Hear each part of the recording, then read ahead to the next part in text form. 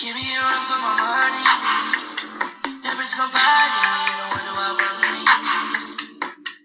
So give me a run for my money.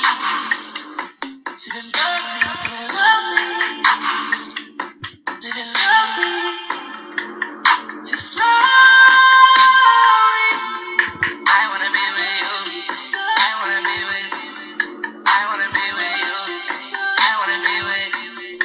I wanna be with you.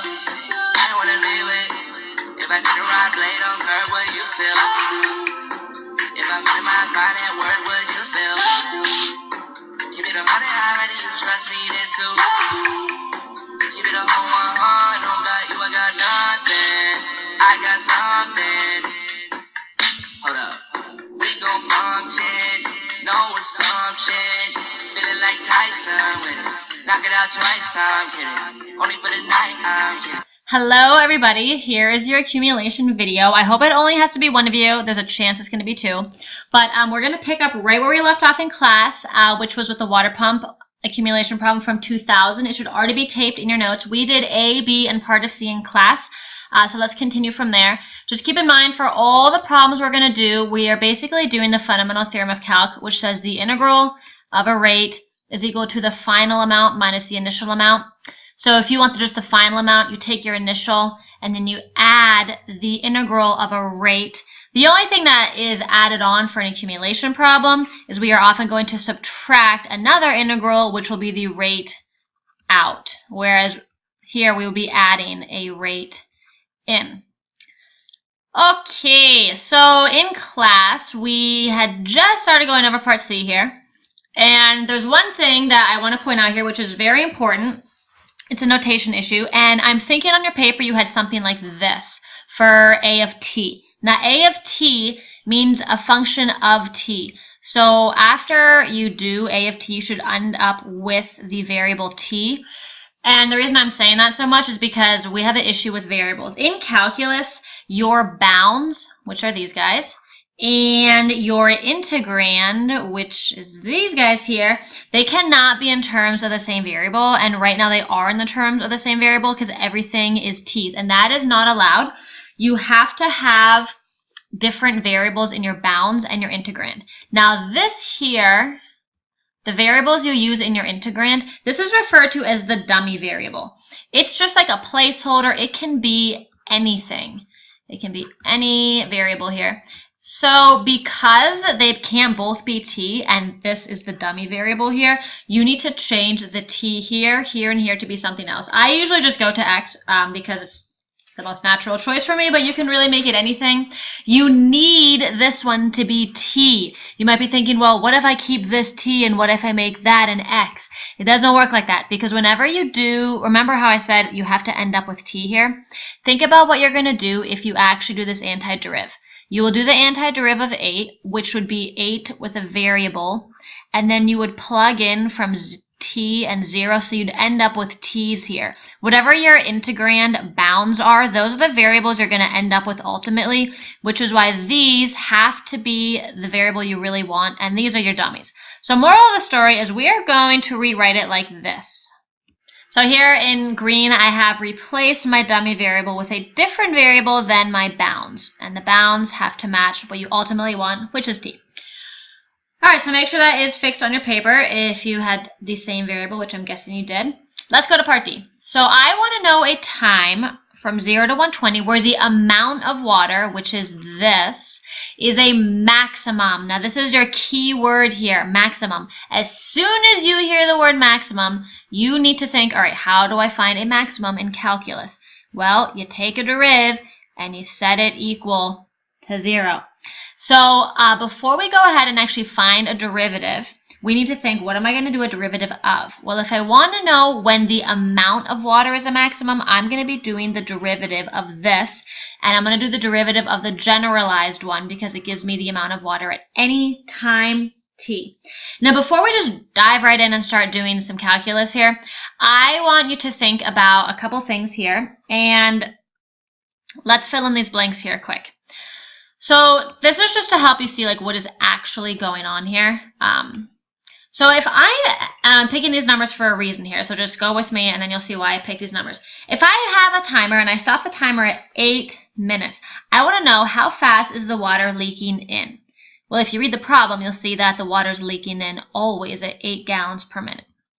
Now at that same time, how fast is the water leaking out? Well, the water leaks out at the square root of t plus 1, which would be the square root of a plus 1, which would be 3 gallons per minute. Now, if you combine those in a way that I want you to combine it, we would end up with 5 gallons per minute. So picture a actual water tank here. I have 8 gallons per minute going in and 3 gallons per minute going out. 5 gallons per minute is like that mystery third rate that no one specifically asked you for, but you need to understand what's going on here, because in the next problem we do, they're going to specifically ask you about the mystery third rate here that they don't give you in the problem.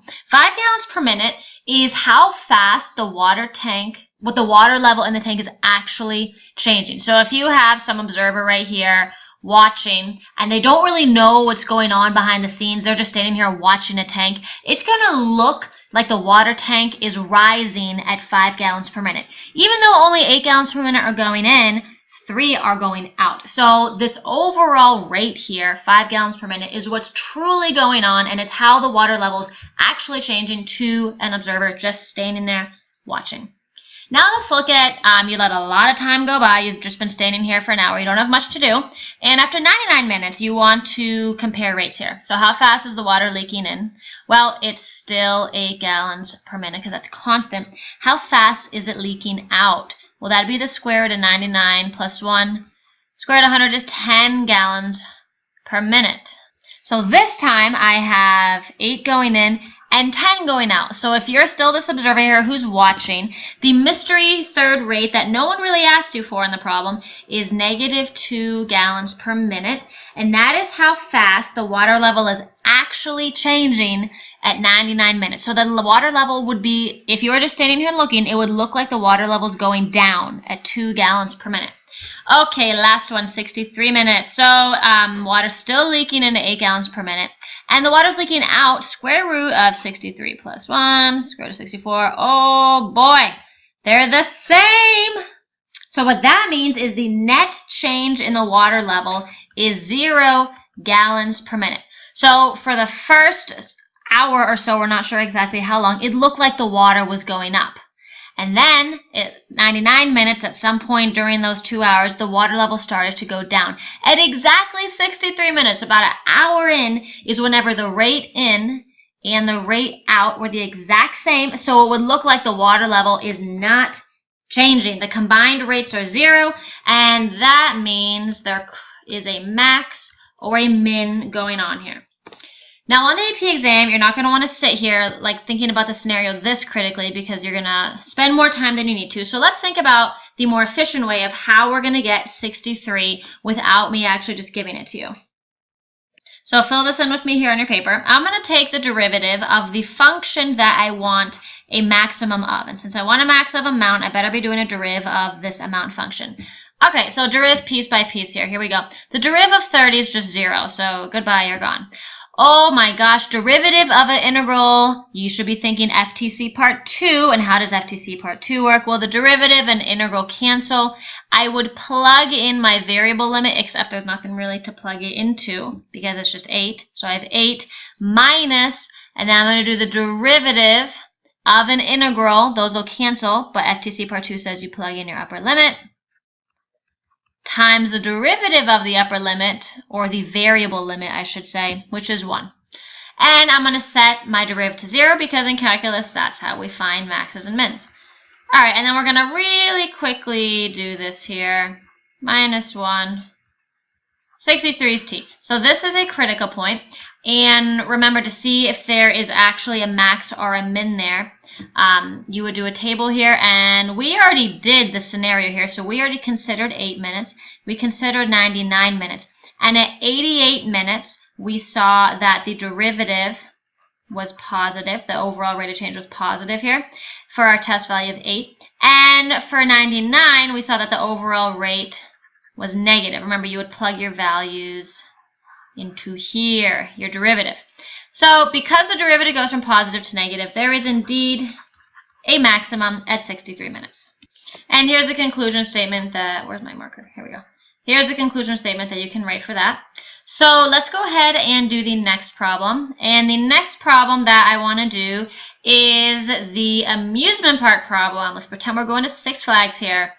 So the thing that's different about this problem is it's calc active. And the calc active problems are a little bit trickier just because you have to be able to do certain things on the calculator and remember things. So I'm going to show you quickly on my calculator what I'm going to do. And what I want you to do is get your graphing calculator and do this with me, because one of your 3 quizzes on Monday is going to be a problem very similar to a calc active one. And you're going to have to be able to do problems like this and the next one that I'm doing with you, both of which are calc active. All right, so let's get started on the amusement park. Now, if you're doing a calc active problem, the very, very first thing you should do is always plug these right away into your calculator. And what I do when I do these is I actually mark on my paper what I'm plugging them into, just so I can be 100% sure I'm not mixing them up. Because these are ugly functions, you just want them stored so you can just call up y1 instead of typing these ugly functions in over and over again. So right here, the rate that people enter is this. This is your rate in, and this is your rate out. So why don't you go ahead and pause and read the problem, get your graphing calculator, and type these into y1 and y2.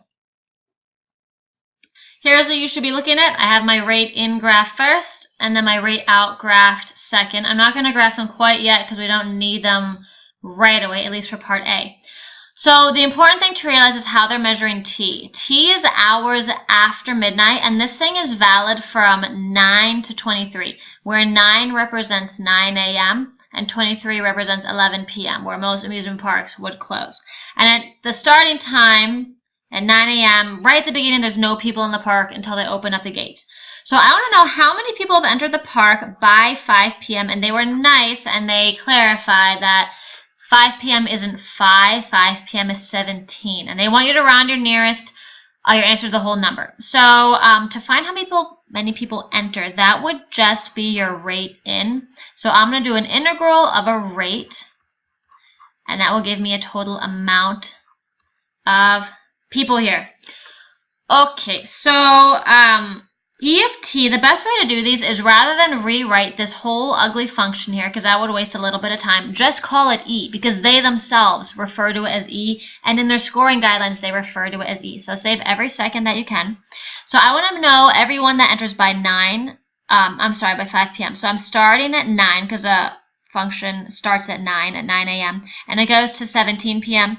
And when you do it on your graphing calculator, the most efficient way to do this is math 9, and I am going from 9 up to 17, and I'm going to call up my function alpha trace y1 and dx. Enter.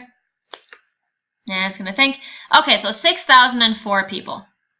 And we're rounding, so 604 people. E of t, remember, is people per hour. dt is hour, so when you multiply those, you end up with people. Okay, price of admission to the park is $15 until 5 p.m. After 5 p.m., you only pay $11 because you're not there as much time. So how many dollars are collected? So to find out how much money they make, you got to take all the people that enter the park up until 5 p.m. and multiply by $15 each, and then take all the people that enter from 5 to the end of the day and multiply by $11. Now the good thing is we already found the answer here. Now remember, the parts usually build off of one another, so you're using your answer in part A. I want to know how many people have entered by 5. So that would be the integral from 9 to 17 of e of t dt. And I'm going to take this amount of people and I'm going to multiply it by 15. Then I'm going to take all the people that enter from 5 p.m. all the way to when the park closes, so all these entering people, and I'm going to multiply them, multiply them by $11. And if you go on your calculator and do that, here I've taken 15 times the amount plus 11 times the amount, and I get $104,048. And we're going to round down to the nearest dollar. So that will be, whoops, where am I? That will be your answer for part B. Now for part C, I'm going to save that for video 2.